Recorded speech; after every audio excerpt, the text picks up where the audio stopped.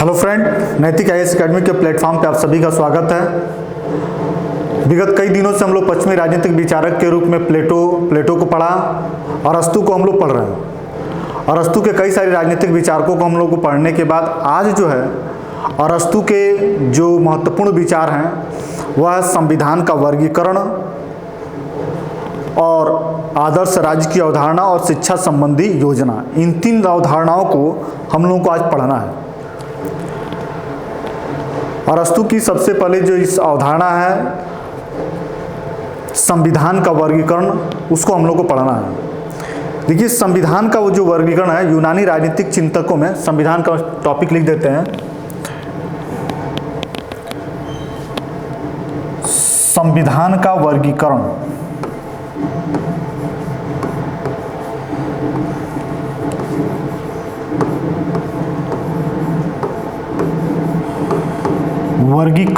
संविधान का वर्गीकरण, संविधान का वर्गीकरण। अरस्तु जो है अपने संविधान का वर्गीकरण जो है अपने जो पुस्तक है पॉलिटिक्स, पुस्तक जो पॉलिटिक्स है कि भाग 4 में,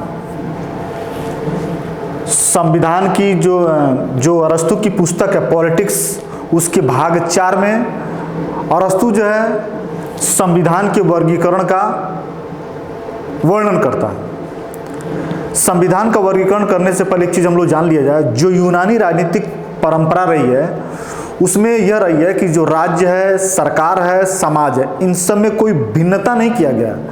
राज्य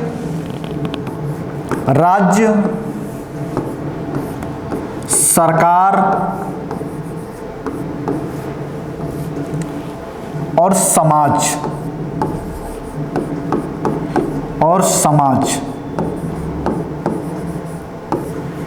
इन तीनों में भेद नहीं किया गया।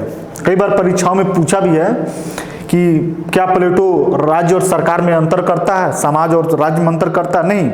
जो यूनानी राजनीतिक चिंतकों का ये परंपरा रही है कि ये लोग जो है जब भी राजनीतिक विचार देते हैं तो वह राजनीतिक विचार सामूहिक रूप से राज्य कह रहे हैं तो वह सरकार भी होगा और वही जो है समाज भी होगा, तो अंतर नहीं करता है।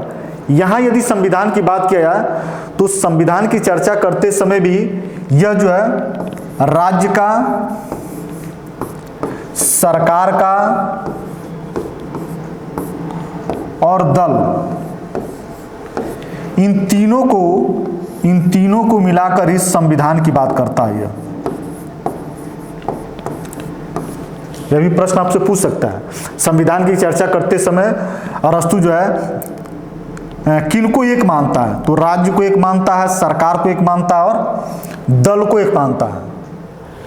क्योंकि संविधान के वर्गीकरण में सत्ता परिवर्तन को भी ये संविधान के वर्गीकरण में रखा है। तो जो लोकतांत्रिक शासन व्यवस्था है उसमें सत्ता किसी एक राजनीतिक दल से दूसरे राजनीतिक दल के पास भी चला जाता है, तो ऐसी स्थिति में संविधान का वर्गीकरण हो जाता है वह, तो उसको भी जो है दल को भी वह संविधान की श्रेणी में ही रखता है। तो ध्यान में रखिएगा, संविधान के वर्गीकरण को चर्चा करते समय जो अरस्तु ने राज्य को, सरकार को और दल को एक ही माना है। अब हम लोग जो है अरस्तु के संविधान की चर्चा को करते हैं।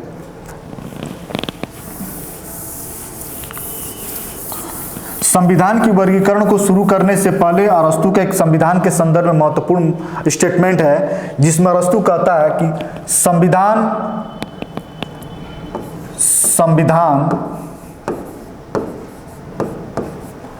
ऐसा संगठन है। संविधान क्या है? ऐसा संगठन है जिसमें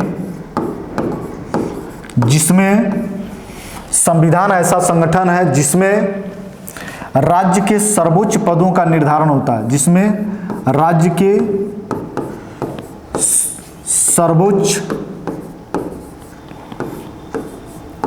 पदों का निर्धारण होता है।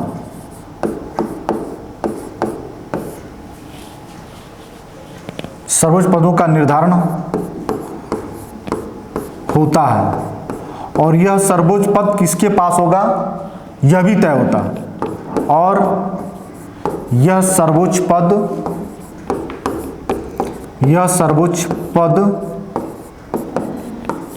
किसके पास होगा, किसके पास होगा, और यह सर्वोच्च पद किसके पास होगा यह भी तय होता है, यह भी तय होता है, यह भी तय होता है। संविधान का वर्गीकरण करते समय संविधान ऐसा संगठन है जिसमें राज्य के सर्वोच्च पदों का निर्धारण होता है, और यह सर्वोच्च पद किसके पास होगा यह बात भी तय किया जाता है। ऐसे संविधान की जो परिभाषा है अरस्तु ने दिया है, तो इस परिभाषा को भी हम लोगों को ध्यान में रखना है, क्योंकि संविधान में सर्वोच्च पदों, राज्य के राजनीतिक पदों या सर्वोच्च पदों की बात होती है।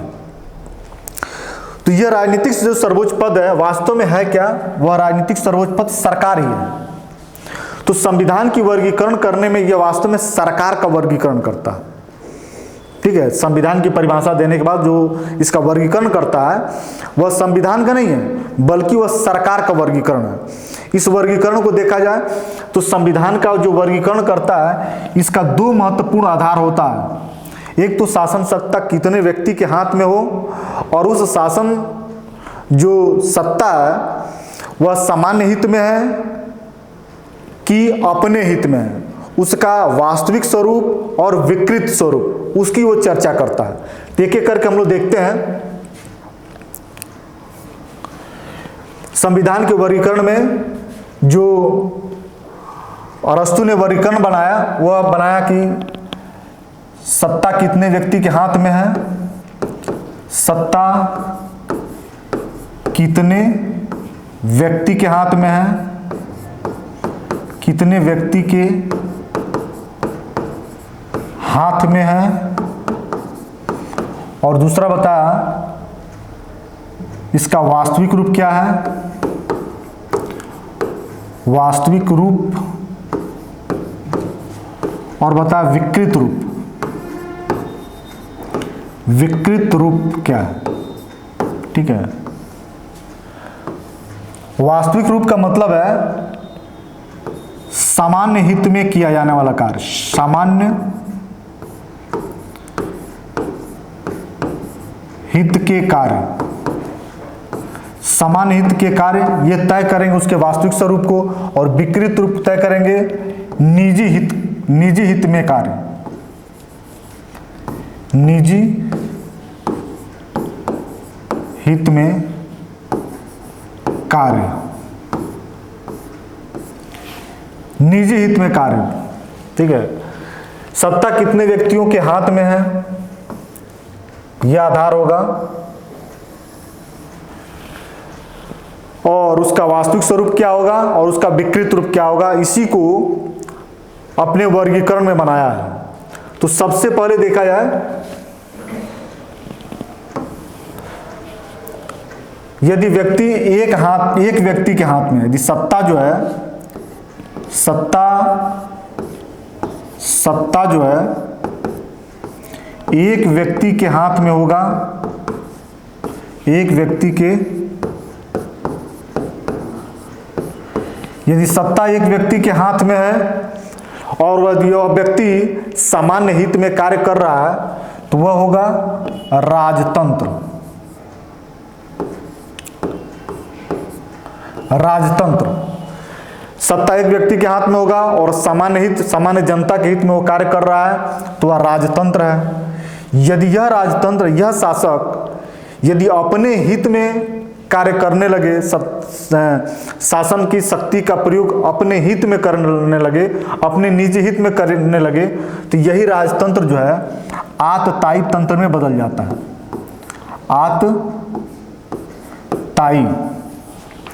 आतताई तंत्र में परिवर्तित हो जाता है। ठीक है, आतताई तंत्र में परिवर्तित हो जाता है। राजतंत्र ये भी पूछता है कि राजतंत्र का जो है विकृत रूप क्या है, कुलीन तंत्र, धनिक तंत्र, आतताई तंत्र, तो आतताई तंत्र होगा। जब ये आतताई तंत्र आएंगे तो इसके बाद फिर से सत्ता में परिवर्तन होगा और यह परिवर्तन कुछ व्यक्ति के हाथ में चला जाएगा। सत्ता कुछ व्यक्ति के हाथ में, कुछ व्यक्ति के हाथ में, तो यह हो जाएगा कुलीन तंत्र।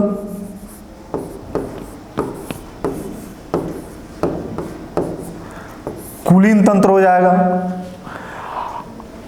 यदि कुछ व्यक्तियों के हाथ की जो सत्ता यदि सामान्य हित में काम कर रही है तो कुलीन तंत्र के रूप में चलेगी। जैसे ही यह अपने निजी स्वार्थ में कार्य करने लगती है तो यह बदल जाता है धनिक तंत्र में। धनिक तंत्र में बदल जाता है। राजतंत्र का विकृत रूप आतताई तंत्र और कुलीन तंत्र का विकृत रूप धनिक तंत्र। राजतंत्र कुलीन तंत्र अपने आप में क्या है? ये वास्तविक रूप में है, इनका विकृत रूप नहीं है, ये वास्तविक रूप में केवल शासन शक्ति कितने व्यक्तियों के हाथ में है इस रूप में इसका निर्धारण हुआ है। राजतंत्र भी सही है और कुलीन तंत्र भी सही है, बुरा नहीं है, ठीक है। धनिक तंत्र आ जाता है तो धनिक तंत्र के बाद फिर से सत्ता में परिवर्तन होती है तो सत्ता जो है बहुतों व्यक्ति के हाथ में चला जाता है, बहुत व्यक्ति के हाथ में।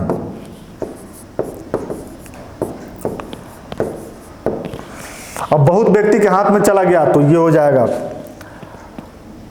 प्रजातंत्र।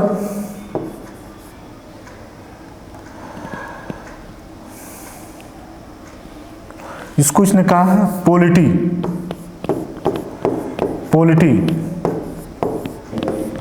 पॉलिटी या प्रजातंत्र।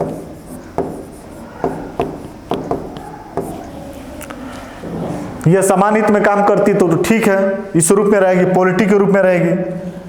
और यदि जो है यह समान हित में न कार्य करके अपने निजी हितों में काम करने लगती है तो यह बदल जाती है भीड़ तंत्र में।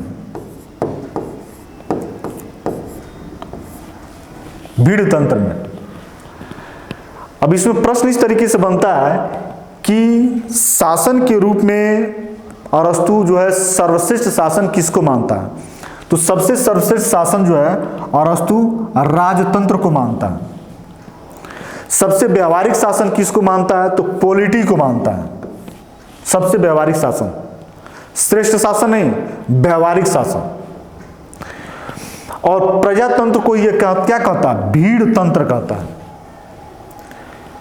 कह रहा है कि ये तो वर्गीकरण है, लेकिन यह वर्गीकरण एक चक्र के रूप में होता है, ठीक है, एक चक्र बनाता है, साइकिल बनाता है और इसी साइकिल में यह चलता रहता है। जब जनतंत्र आएगा तो इसकी विकृत रूप आतताई तंत्र होगा। जैसे आतताई तंत्र आएगा तो इसको बदल के कुलीन तंत्र आएगा। कुलीन तंत्र अपने धनिक तंत्र में बिगड़ जाएगा। फिर धनिक तंत्र जो है पॉलिटी बनेगी। पॉलिटी के बाद भीड़ तंत्र बनेगा। ऐसे ऐसे ऐसे फिर ऐसे फिर ऐसे और फिर बाद में ये यहां ऐसे चला जाएगा। राजतंत्र से आतताई तंत्र, आतताई तंत्र से कुलीन तंत्र, कुलीन तंत्र से धनिक तंत्र, धनिक तंत्र से पॉलिटी, पॉलिटी से भीड़ तंत्र, फिर भीड़ तंत्र के बाद जो शासन सत्ता में आएगी वह होगी राजतंत्र। वर्गीकरण तो ऐसे ही है। इस वर्गीकरण की जो साइकिल है वह इसी तरीके से चलेगी। यह नहीं है कि राजतंत्र के बाद सीधे पॉलिटी आ जाएगा या पॉलिटी के बाद कुलीन तंत्र आ जाएगा। ये सर्किल चेंज कभी ये चेंज नहीं होगा, बल्कि इसी क्रम में जो है ये सत्ता का वर्गीकरण होता ही रहता है। सबसे खराब शासनों में उसने जो है इस भीड़ तंत्र को माना। ये सबसे खराब शासन है। इन सब विकृत शासनों की दृष्टि में देखा जाए तो आतताई तंत्र, धनिक तंत्र कुछ ठीक है, ये कुछ ठीक है, इससे खराब ये है, इससे खराब भीड़ तंत्र। तो संविधान की इस वर्गीकरण में जो इसने कहा तो बिल्कुल तथ्यात्मक रूप से पूछता है कि संविधान का वर्गीकरण किन आधारों पर किया है? तो दो आधारों पर किया है। एक तो जनसंख्या के आधार, शासन की शक्ति कितने व्यक्ति के हाथों में यह, और उसका मूल उद्देश्य क्या है। और मूल उद्देश्य के आधार पर यदि सामान्य हित में है तो उसका वास्तविक रूप है, और यदि वो निजी हित में काम करता है तो विकृत रूप है। और यह क्रम जो है हम लोगों को याद करके रखना पड़ेगा और संवैधानिक तंत्र में इसी तरीके का प्रश्न बना के पूछता है।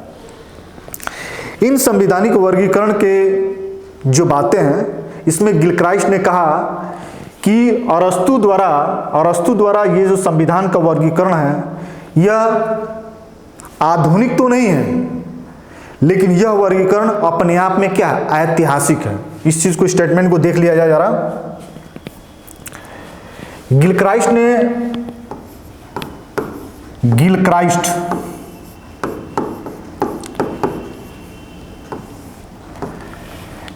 ने कहा कि जो अरस्तु का संविधान का वर्गीकरण है, अरस्तु के संविधान का वर्गीकरण, अरस्तु के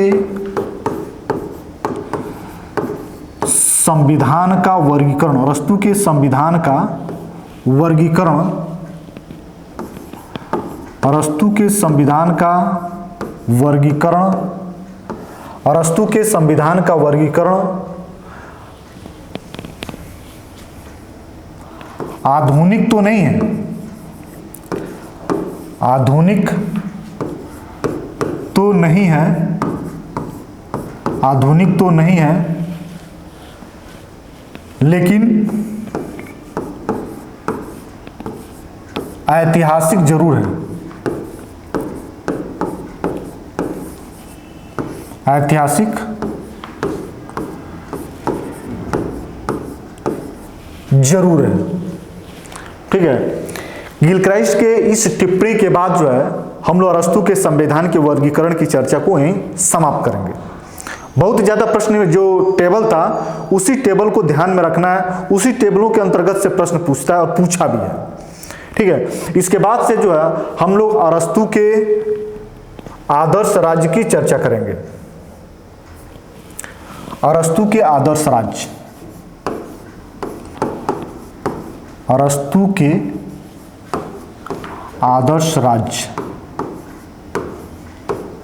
अरस्तु के आदर्श राज्य, अरस्तु के आदर्श राज्य क्या है? अरस्तु ने अपने आदर्श राज्य की चर्चा जो पॉलिटिक्स है उसकी सर्वश्रेष्ठ राजनीतिक पुस्तक पॉलिटिक्स है, इसके भाग 7 में जो है पॉलिटिक्स के भाग 7 में अरस्तु ने अपने आदर्श राज्य की चर्चा किया है। देखिए, अपने आदर्श राज्य की चर्चा को बताने से पहले एक चीज और जान लीजिए कि अरस्तु के जो गुरु प्लेटो थे उन्होंने जिस आदर्श राज्य की चर्चा की अपने पुस्तक रिपब्लिक में, उसका राजा था दार्शनिक राजा। आदर्श राज्य का मतलब दार्शनिक राजा द्वारा किया जाने वाला जो शासन था वह आदर्श राज्य। लेकिन हमको यह बात पता है कि जब प्लेटो 20 वर्ष की अवस्था में था तभी उसने रिपब्लिक अपनी पुस्तक की रचना किया, और उस समय उसके पास अनुभव नहीं था, उसकी ज्ञान में मैच्योरिटी नहीं थी, जिसके कारण वो ऊपर झापर कल्पनाओं के माध्यम से अतिवादी विचारों को रखा। जैसे ही अवस्था उसकी बड़ी हुई, ज्ञान परिपक्व हुआ, अनुभव प्राप्त हुआ, तो अपनी इस धारणा को बदला और कहा, और दूसरी बात यह भी रही कि दार्शनिक राजा उससे कहीं मिल भी नहीं पाए। जिस दार्शनिक राजा की वो कल्पना कर रहा था वह दार्शनिक राजा अस्तित्व में आया ही नहीं। तो इस नहीं आने के कारण, ज्ञान में परिपक्वता, अनुभव आने के कारण प्लेटो ने अपने आदर्श राज्य की धारणा को बदल के जब वो पुस्तक लॉज लिखता है उसमें उप आदर्श की चर्चा करता है।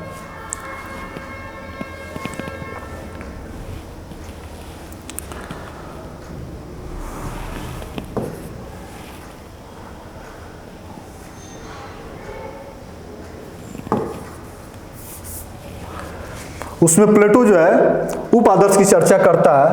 प्लेटो अपनी पुस्तक, प्लेटो की पुस्तक लॉज है, इसी लॉज में वह उप आदर्श की राज्य की चर्चा करता है, उप आदर्श राज्य की चर्चा करता है। ठीक है, और रिपब्लिक में क्या करता है? रिपब्लिक में आदर्श राज्य की चर्चा करता है, आदर्श राज्य की चर्चा करता है।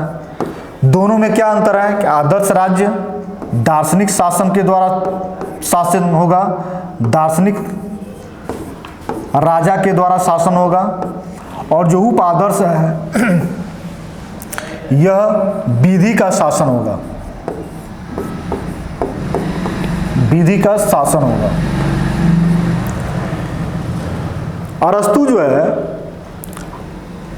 प्लेटो के आदर्श राज्य की धारणा, जिसमें दार्शनिक राजा के द्वारा शासन किया जाएगा, इसको व्यवहार के धरातल पर न प्राप्त होने के कारण और काफ़ी कठिनाइयां भरी जिंदगी होने के कारण इसको इनकार करता है।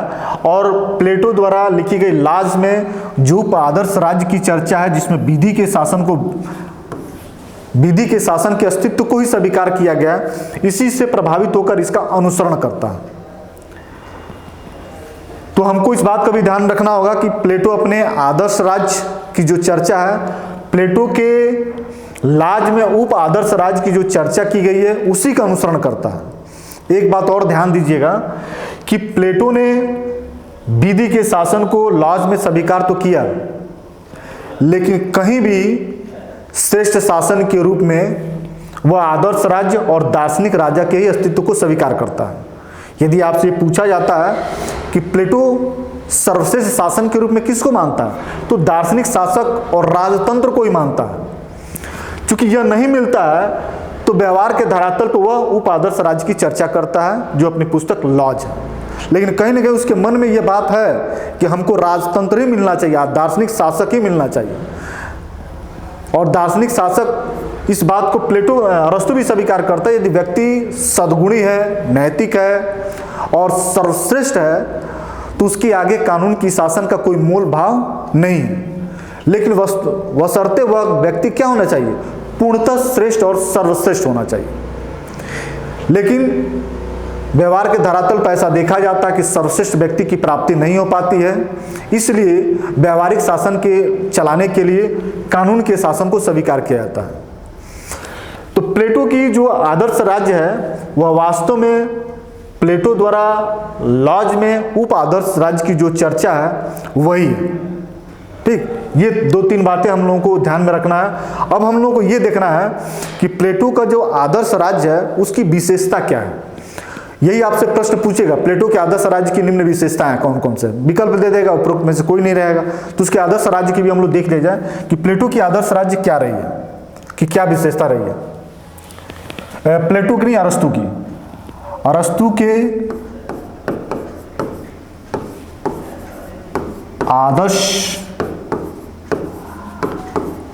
के आदर्श राज्य की विशेषता,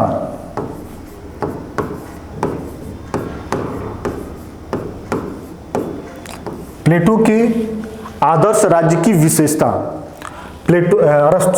अरस्तु के आदर्श राज्य की विशेषता क्या रही है।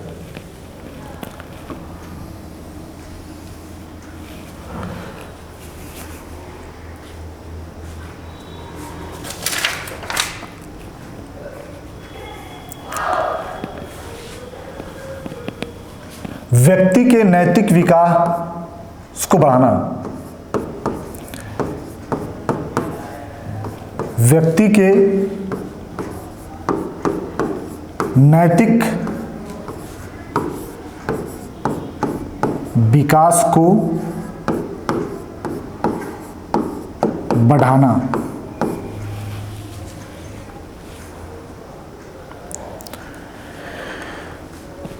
अरस्तु जो है राज्य को सकारात्मक अच्छाई बताता है। सकारात्मक अच्छाई बताता है कि राज्य क्या है, एक सकारात्मक अच्छाई है। जहां राज्य समाज में व्याप्त बुराइयों, अपराधों को दूर करता है, वही राज्य यह भी काम करता है कि व्यक्ति में सद्भाव आए, शुद्ध आचरण आए और नैतिक मार्गों पे वह चलता रहे। नैतिक मार्ग पे चलना, सद्भाव आचरण को अपनाना, यह राज्य को शक्तिशाली बनाता है, व्यक्ति की संपूर्ण विकास में योगदान देता है। ठीक है। और इसके संदर्भ में उसने एक बात भी कहा है कि राज्य का अस्तित्व सद जीवन के लिए है और इस राज्य का निर्माण व्यक्ति के विकास के लिए है और इसका अस्तित्व सद जीवन की प्राप्ति के लिए। ये स्टेटमेंट हमने पीछे जो है लिखाया भी है और इसका दोबारा रिपीट कर रहे हैं कि जो राज्य का निर्माण है वह व्यक्ति के विकास के लिए हुआ है, लेकिन उसका अस्तित्व बना है सद जीवन की प्राप्ति के लिए। ठीक है, ये दो बातें हैं कि सदजीवन की प्राप्ति जब तक नहीं होगी तब तक राज्य का अस्तित्व बना रहेगा। सदजीवन की प्राप्ति कर रहा है तो राज्य का अस्तित्व है, और राज्य का विकास, राज्य का निर्माण ही व्यक्ति के विकास के लिए हुआ। तो पहला जो इसका विशेषता है कि व्यक्ति के नैतिक विकास को बढ़ाना, ये राज्य का क्या है, पहला उद्देश्य है, दार्शनिक राज्य की विशेषता है। इसके बाद से जो है इसने कहा, दूसरा बात बताया मध्यम वर्ग का शासन।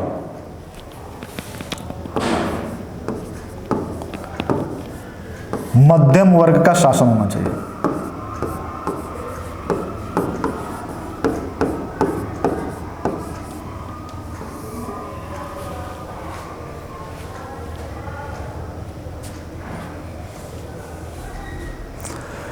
मध्यम वर्ग के संदर्भ में इसने कहा कि मध्यम मार्ग की प्राप्ति करना सर्वश्रेष्ठ है, और मध्यम मार्ग पर चलना ही क्या है, सबसे व्यवहारिक है।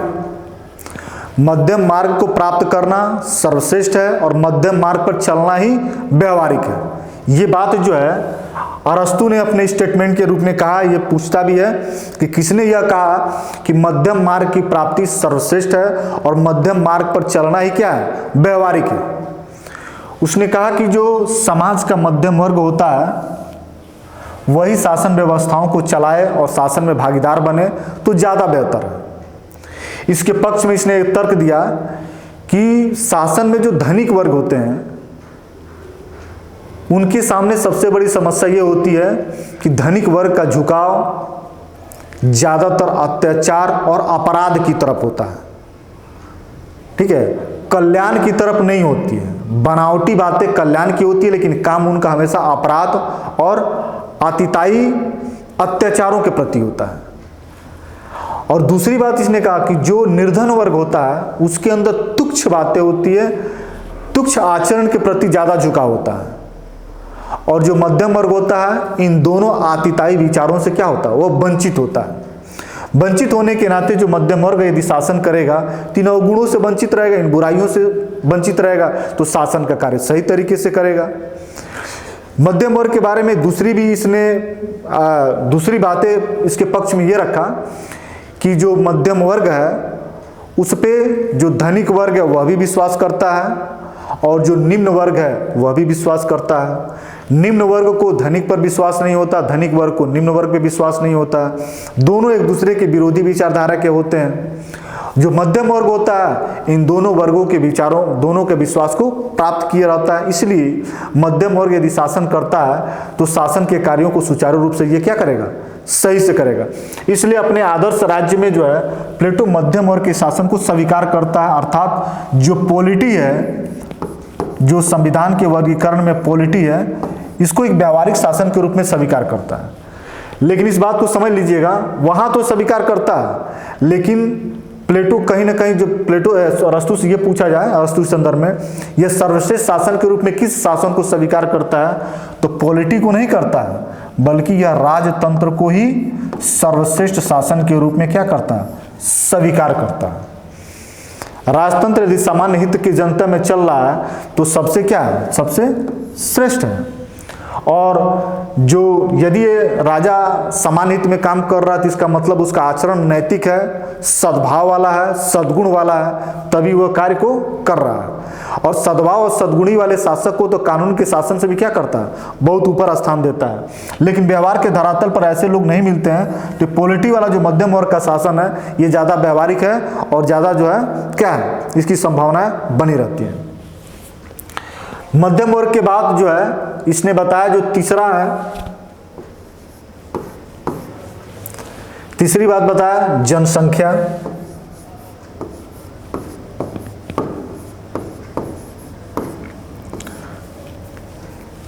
जनसंख्या क्या होनी चाहिए। प्लेटो ने अपने उपादर्श राज्य में, जिसमें लॉज में 5040 की जनसंख्या की बात की है, अरस्तु ने प्लेटो की बातों को स्वीकार किया लेकिन एग्जैक्ट संख्या नहीं बताया कि वहाँ की पॉपुलेशन या राज्य की जनसंख्या उतना ही होनी चाहिए। इसने ये बताया कि राज्य की जनसंख्या न तो बहुत बड़ी होनी चाहिए न तो बहुत छोटी होने, बल्कि छोटी जनसंख्या वाली जो राज्य है वह ज़्यादा सही है और वह ज़्यादा विकसित हो सकती है। जनसंख्या वह होनी चाहिए जो राज्य पर निर्भर ना हो, बल्कि खुद आत्मनिर्भर होकर राज्य के विकास में अपना क्या करे, योगदान करे। ऐसी जनसंख्याओं की कल्पना जो है अरस्तु करता है अपने आदर्श राज्य में। तीसरी चौथी बात,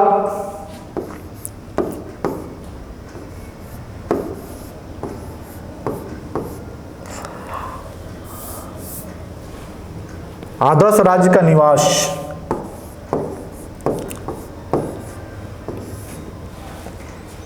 आदर्श राज्य जो है, अरस्तु का आदर्श राज्य कहाँ रहेगा? इसने कहा कि वह राज्य जो अन्य राज्यों से जल मार्ग और स्थल मार्ग दोनों से जुड़ा हो, वही राज्य का अस्तित्व होगा तो राज्य ज़्यादा विकास करेगा। स्थल मार्ग और समुद्र मार्ग से जुड़े होने के कारण उसमें जो व्यापार की संभावना है वह ज़्यादा होगा। ऐसे मार्ग से व्यापार करना सुलभ होता है, आसानी से होता है, इसलिए जो राज्य है उसका निवास होना चाहिए समुद्र के किनारे और स्थल मार्गों से अन्य राज्यों से जुड़ा होना चाहिए। तो उसका निवास हमेशा कहाँ होगा? स्थल मार्ग और समुद्र मार्ग।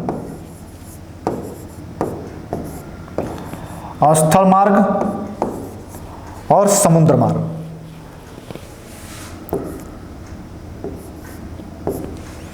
स्थल मार्ग और समुद्र मार्ग के माध्यम से व्यापार करने की जो व्यवस्था है, यही जो है विकसित राज्य की क्या है, अवधारणा है। इसके बाद से देखते हैं जो अन्य विशेषता है, दूसरी विशेषता,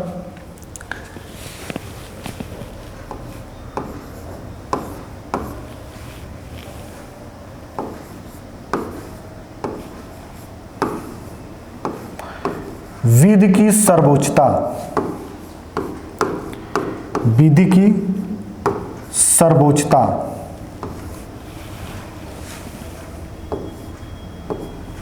विधि की सर्वोच्चता। अरस्तु अपने आदर्श राज्य में विधि के शासन को महत्वपूर्ण मानता है। विधि के शासन को महत्वपूर्ण मानने के पीछे इसके दो महत्वपूर्ण तर्क हैं जो बहुत ही लॉजिक है, बहुत प्रभावी हैं। इसका मानना है कि जो विधि होता है, विधि विवेकवान होता है, विवेकवान होता है और इच्छाओं से वंचित होता है, इच्छाओं से वंचित होता है।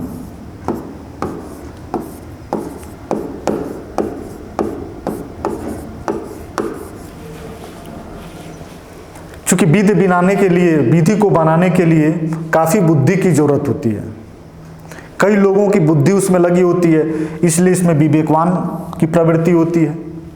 दूसरा, विधि जब बन गई रहती है तो विधि के माध्यम से काम होता है तो उसमें व्यक्तिगत इच्छा की कोई प्रधानता नहीं होती है, बल्कि वो न्यूट्रल होता है। ठीक है, उसमें इच्छाओं से क्या होता है, वंचित होता है। अर्थात विधि के माध्यम से व्यक्तिगत इच्छा या स्वेच्छाचारी व्यवस्था करना संभव नहीं होता है। इन दो महत्वपूर्ण कारणों के आधार पे विधि के शासन को, विधि की सर्वोच्चता को अरस्तु क्या करता है, अपने आदर्श राज्य में स्वीकार करता है। उसका यह भी मानना है कि जो राजा होते हैं या शासक होते हैं, सभी उनमें सद्गुण की प्राप्ति कर पाना बहुत ही असंभव होता है। सद्गुण वाले व्यक्ति बहुत नामुमकिन होते हैं, बहुत असंभव होते हैं। यदि सद्गुणी व्यक्ति मिले तो उसे कानून से ऊपर अरस्तु भी मानता है, लेकिन व्यवहार के धरातल पे चूंकि सद्गुणी व्यक्ति या सर्वश्रेष्ठ व्यक्ति मिलते नहीं हैं, इसलिए उसके विकल्प के रूप में विधि के शासन को वो स्वीकार करता है। और इसमें दो महत्वपूर्ण अच्छाइयाँ होती हैं, विधि जो विवेकवान होता है और इच्छाओं से वंचित होता है। और एक और बात इसने बताया कि ये परंपरा और प्रथाओं पे भी आधारित होती है। परंपरा और प्रथाओं, परंपरा और प्रथाओं पर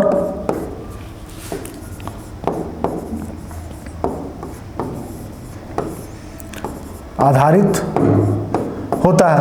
परंपराओं प्रथाओं पे आधारित होने के कारण विधि से जो जनता होती है वह पूरी तरीके से क्या होती है, पूरी तरीके से परिचित होती है, वह जाना पहचाना रहता है, इसीलिए उस पर विश्वास करती है। तो विधि के शासन को वह कारगर मानता है और सफल मानता है इन 3 विशेषताओं के आधार पे।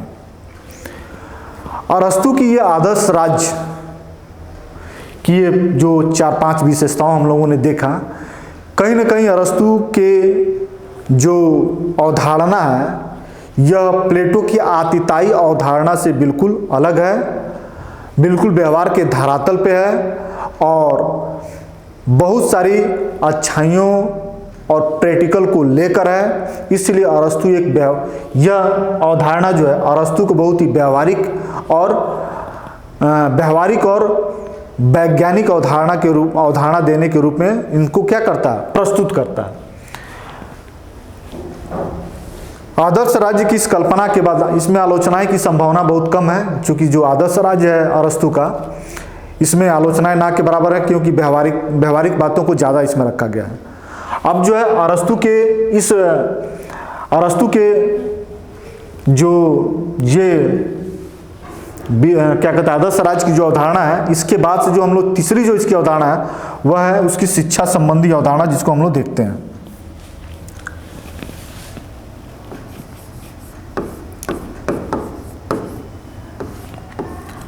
अरस्तु की शिक्षा संबंधी अवधारणा, अरस्तु की शिक्षा संबंधी अवधारणा, अरस्तु की शिक्षा संबंधी अवधारणा।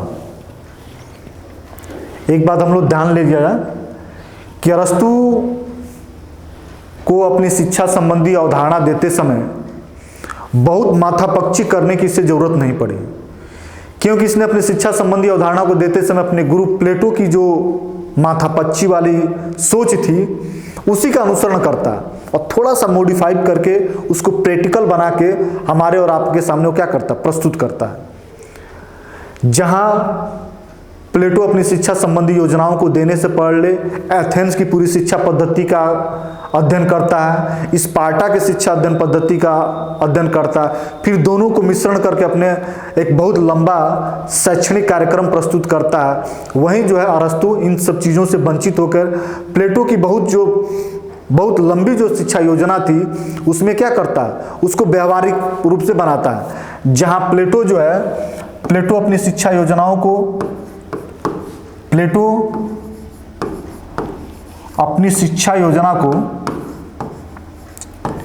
अपनी शिक्षा योजना को 2 भागों में बांटता है, 2 भागों में बांटता है। प्रारंभिक शिक्षा में बांटता है यह प्रारंभिक शिक्षा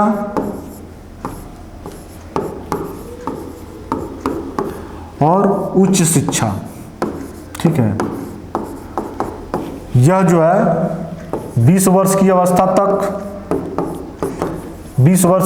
तक और उच्च शिक्षा जो है 20 से 50 वर्ष की अवस्था तक। और इसमें और भी स्लैब बनाया है, तो हम लोगों ने प्लेटो की शिक्षा योजना में हम इन लोगों इस चीज़ को हम लोगों को क्या किए हैं, देख चुके हैं। केवल जो है अरस्तु को समझने के लिए इस कार्यक्रम को हमने रखा है। प्लेटो अपनी शिक्षा योजना को 2 भागों में बांटता है, प्रारंभिक शिक्षा और उच्च शिक्षा। अरस्तु क्या करता है, अपनी शिक्षा कार्यक्रमों को देने से पहले ये बात बताता है कि शिक्षा जो है राज्य के द्वारा ही दिया जाना चाहिए, निजी शिक्षा की व्यवस्था नहीं होनी चाहिए। दूसरी बात इसने कहा कि जो शिक्षा है स्त्री और पुरुषों को समान रूप से ही देना चाहिए। भले स्त्री को दास्ता की श्रेणी में रखता है तो शिक्षा से वंचित नहीं करता। शिक्षा को राज्य के नियंत्रण में और राज्य के द्वारा ही दिया जाना चाहिए। इसके पीछे यह कहने का महत्वपूर्ण उद्देश्य यह था किसी से राष्ट्रीय चरित्र, व्यक्ति में राष्ट्रीय चरित्र का निर्माण होगा और राष्ट्र की आवश्यकताओं के अनुरूप जब व्यक्ति को शिक्षा मिलेगी तो व्यक्ति भी राज्य की आवश्यकताओं के अनुरूप क्या करेगा, कार्य करेगा और राज्य के विकास में अपना महत्वपूर्ण भूमिका अदा करेगा। यदि शिक्षा राज्य के द्वारा नहीं दी जाएगी, शिक्षा निजी द्वारा ली जाएगी, तो राज्य की आवश्यकताओं की पूर्ति व्यक्ति की सोच से नहीं हो पाएगी। व्यक्ति की सोच राज्य की आवश्यकता के बिल्कुल विपरीत हो जाएगी और वहाँ क्रांति की संभावना बनी रहेगी, विदेशी आक्रमण की संभावना बनी रहेगी। देश को लोग बेचने के लिए तैयार होंगे क्योंकि उनमें राष्ट्रवाद और देश के लिए बलिदान और त्याग की भावना का विकास नहीं हो पाएगा। यदि शिक्षा राज्य के द्वारा दी जाती है तो ये जो गुण है, देश के प्रति बलिदान देना, देश के प्रति अपने जानों को गवा देना, देश के प्रति दीवाना बन जाना, ये सारी चीज़ें तभी आएंगी जब उस व्यक्ति को राष्ट्रीय आवश्यकताओं के अनुरूप राष्ट्र के द्वारा शिक्षा दी जाएगी। तो इस विशेष गुण के चीज़ों को अरस्तु समझता था, इसीलिए उसने राज नियंत्रित शिक्षा की बात को क्या किया, स्वीकार किया। और राज नियंत्रित शिक्षा की बातों को स्वीकार करने के साथ साथ वह जो शिक्षा देता है तो बहुत प्लेटो के समान हवाई चिंतन के माध्यम से नहीं देता है, बल्कि बहुत व्यवहारिक शिक्षा की बात करता है। और इसकी शिक्षा कार्यक्रम बहुत उबाऊ नहीं है, बहुत बड़ा नहीं है। इसको हम लोग देखते हैं।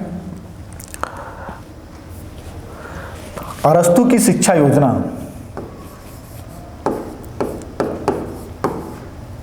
अरस्तु की शिक्षा योजना। अरस्तु की शिक्षा योजना।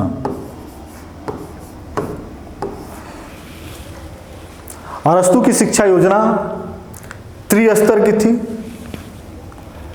त्रिस्तरीय शिक्षा योजना,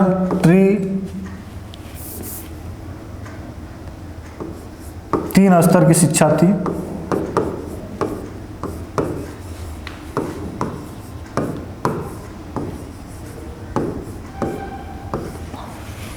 इसने भी प्लेटो के समान ही शिक्षा को उम्र के अनुसार बांटा। जिस व्यक्ति को जैसी उम्र होगी उसी के अवस्था और उसी परिपक्वता के अनुसार उस तरह की शिक्षा दी जाएगी। ठीक है, इसने कहा पहला है 7 वर्षों तक की शिक्षा। 7 वर्षों तक की शिक्षा। जो प्रारंभिक शिक्षा है वह 7 वर्षों तक प्रारंभिक शिक्षा दी जाएगी। इस प्रारंभिक शिक्षा देने के जो दायित्व है राज्य नहीं करेगा, इस शिक्षा देने का काम जो है परिवार करेगा। परिवार करेगा। प्रारंभिक शिक्षा देने का जो दायित्व है वह जो है परिवार का दायित्व है। राज्य यहां वह शिक्षा नहीं देगा। इसमें क्या रहेगा, व्यक्ति के शारीरिक स्वास्थ्य के लिए, शारीरिक विकास के लिए इसमें क्या दिया जाएगी, शिक्षा दी जाएगी। उसके खाने पीने की व्यवस्था, व्यायाम करने की व्यवस्था, ये सब चीजें जो है 7 वर्ष की शिक्षा में जो परिवार है वह देगा। और हमें ये पता भी है शिक्षा का पहला पाठशाला जो है क्या होता है, परिवार ही होता है। इस वास्तविकता को ध्यान में रखते हुए अरस्तु ने अपने इस शैक्षणिक पाठ्यक्रम में इसने बताया कि जो 7 वर्ष की जो प्रारंभिक शिक्षा है, यह प्रारंभिक शिक्षा देने का काम कौन करेगा, परिवार करेगा। परिवार और राज्य दोनों की भूमिका बनी रहेगी, तभी व्यक्ति के संपूर्ण व्यक्तित्व का विकास होगा।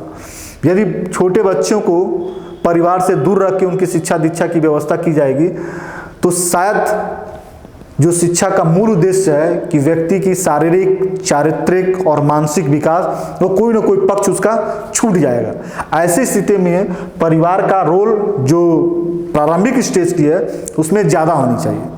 अभी हम लोग भारतीय संविधान की चर्चा करें तो शिक्षा के अधिकार जो सभी व्यक्ति को मिला है उसमें मौलिक कर्तव्य में 11वां मौलिक कर्तव्य जोड़ भी दिया गया है कि बच्चों को शिक्षा देना राज्य का अधिकार तो है ही है, व्यक्ति को प्राप्त करना अधिकार तो ही है, लेकिन गार्जियन की भी पूर्ण जिम्मेदारी है कि अपने बच्चों को क्या करें, शिक्षा दिलाएं।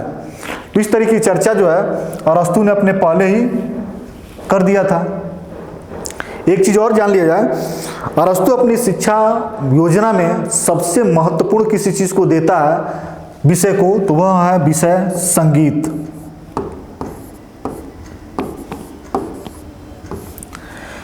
जहां प्लेटो अपनी शिक्षा पद्धति में ज्यामिति और ज्यामितीय गणित को सबसे ज्यादा महत्व देता है, वहीं जो है अरस्तु संगीत को विशेष महत्व देता है। ठीक है, अब इसके बाद हम लोग देखते हैं जो अगला है, जो दूसरा स्लैब बना हुआ है, 7 वर्ष से लेकर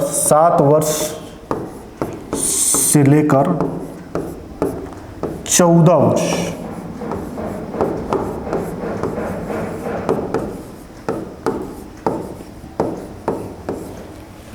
चौदह वर्ष की शिक्षा, यहां जो शिक्षा देने का काम करेगा वह देगा राज्य। इसमें तमाम तरह की शिक्षा दी जाएगी, व्यायाम, संगीत, कला, गणित, अन्य तरह के महत्वपूर्ण विषयों के साथ साथ जो मनुष्य की संवेदना है उनको नियंत्रित करने की भी काम किया जाएगा। जिससे क्रोध है, इच्छा है, इनको कैसे नियंत्रित करना है। जब तक इन चीजों पर नियंत्रण व्यक्ति स्थापित नहीं कर पाएगा तब तक उसमें सद्भाव, सद्गुण या व्यवहारिक जानकारियां प्राप्त नहीं हो पाएगा। कभी कभी क्या होता है, संवेग में या भावनाओं में बहकर व्यक्ति गलत निर्णय भी ले लेता है, तो वह गलत निर्णय उसको एक शिक्षित होने का जो आशा है वह उसको नहीं बता पाता है। तो भावनाओं से वंचित रहे, भावनाओं में बह के नहीं बल्कि बुद्धि का प्रयोग करके वो क्या करे, अपने ज्ञान का प्रदर्शन करे। तो संवेगों पे, संवेदनाओं पे नियंत्रण करने की जो शिक्षा है वह 7 वर्ष से लेकर 14 वर्ष की अवस्था में की जाती है। यह राज्य के द्वारा की जाएगी। यह बहुत ही व्यवहारिक, बहुत ही अच्छी बात बताया कि बुद्धि प्रखर हो, उसके लिए आवश्यक है कि आप व्यवहारिक बनिए और भावनाओं और संवेगों को, अपने इच्छा और क्रोधों को क्या कीजिए, नियंत्रण में रखिए। ये चीजें जब नियंत्रित होगी तभी आपकी बुद्धि क्या होगी, कुशल होगी और प्रखर होगी। इसके बाद इसने जो तीसरा स्लेब बताया वह है 14 से 21 वर्ष। इसमें इसने ये बताया कि राज्य क्या करेगा, ऐसी प्रशिक्षण और ऐसी शिक्षण व्यवस्था का काम करेगा जिससे व्यक्ति राज्य की सेवा के लिए क्या हो, तत्पर हो। राज्य की सेवा के लिए व्यक्ति के अंदर तत्परता का गुण आए, बलिदान का गुण आए, ऐसी प्रशिक्षण और शिक्षण जो है 14 से 21 वर्ष की अवस्था में राज्य के द्वारा दी जाएगी। 21 वर्ष की अवस्था तक यह शिक्षा प्राप्त करने वाला जो व्यक्ति है वह जब शिक्षित होगा तो राज्य की आवश्यकताओं के अनुरूप ही वह अपने कार्यों को, अपने दायित्वों को करेगा। जब व्यक्ति एक चीज हम लोग को यह पता होना चाहिए कि अपने राज्य संबंधी अवधारणा में अरस्तु ने बताया भी था कि जो राज्य है वह क्या है, राज्य जो है व्यक्ति से पूर्व है, या राज्य का एक स्वाभाविक संगठन बताया कि राज्य एक जीवित शरीर है और मनुष्य क्या है, उसके अंगों के समान है। राज्य का अस्तित्व पर ही व्यक्ति के अस्तित्व टिका हुआ है। तो यदि राज्य की शिक्षाओं, राज्य द्वारा दी गई शिक्षाओं के अनुरूप व्यक्ति शिक्षा ग्रहण करता है तो राज्य की आवश्यकताओं के साथ क्या रहता है, उसका सामंजस्य रहता है। तो इस तरीके से शिक्षा योजनाओं के माध्यम से अरस्तु ने यह बात समझाने का प्रयास किया कि शिक्षा राज्य के द्वारा ही दी जानी चाहिए, राज्य के नियंत्रण में होनी चाहिए और राज्य की आवश्यकताओं के अनुरूप होनी चाहिए। और व्यक्ति राज्य की आवश्यकताओं को पूर्ति करने के साथ साथ अपने व्यक्तित्व का विकास करेगा। इस पद्धति के माध्यम से यह तय होता है कि व्यक्ति का अस्तित्व ही राज्य के अस्तित्व पर निर्भर करता है और व्यक्ति को हमेशा राज्य की आवश्यकताओं की पूर्ति करते हुए अपना मानसिक, शारीरिक और चारित्रिक विकास करता रहे। इस शिक्षा पद्धति के माध्यम से अरस्तु की जो विचार हैं वह काफी प्लेटो की तुलना में हवाई नहीं है, व्यवहार के धरातल पे सरल है और ये शिक्षा देने का काम परिवार और राज्य दोनों का बताता है। और बहुत लंबी शिक्षा योजना नहीं है बल्कि बहुत छोटी योजना है जो राष्ट्र की आवश्यकताओं के अनुरूप है। 21 वर्ष की अवस्था प्राप्त करने वाला जो व्यक्ति यदि शिक्षित हो जाता है तो वह राज्य के प्रति क्या हो जाएगा, समर्पित होगा और अपने कार्यों को सही तरीके से निर्वहन करेगा।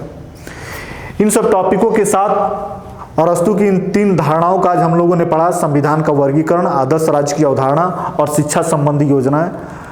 इसके बाद जो अगला हम लोग का वीडियो होगा वह दास्ता संबंधी होगा और क्रांति संबंधी विचार को लेकर होगा। उसके बाद अरस्तु को हम लोग बंद कर देंगे और फिर जो है अरस्तु और प्लेटो के संदर्भ में जो महत्वपूर्ण प्रश्न है उन प्रश्नों को हम लोग हल करेंगे। ठीक है, आपसे हमारा फिर से अब बार बार ये निवेदन रहेगा कि आप हमारे वीडियो को पूरा देखिए और नोट्स जरूर बनाइए। बिना नोट्स बनाए आप आगे की पढ़ाई मत कीजिए और जब तक नोट्स नहीं बनाएंगे तब तक आपकी पढ़ाई और आपकी तैयारी पूर्ण नहीं होगी। और पूर्ण करने के लिए, सफलता प्राप्त करने के लिए आपको नोट्स बनाना पड़ेगा।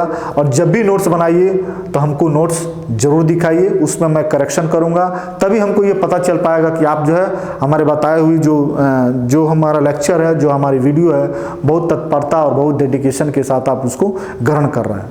हम मेहनत के साथ, काफ़ी मेहनत के साथ मटेरियल आपको बना कर देंगे और आपसे आशा ये रखेंगे कि आप इन मटेरियल को सही तरीके से तैयार कीजिए। और तैयार करने का एक ही तरीका है, आप उसको नोट्स बनाइए। ठीक है, धन्यवाद।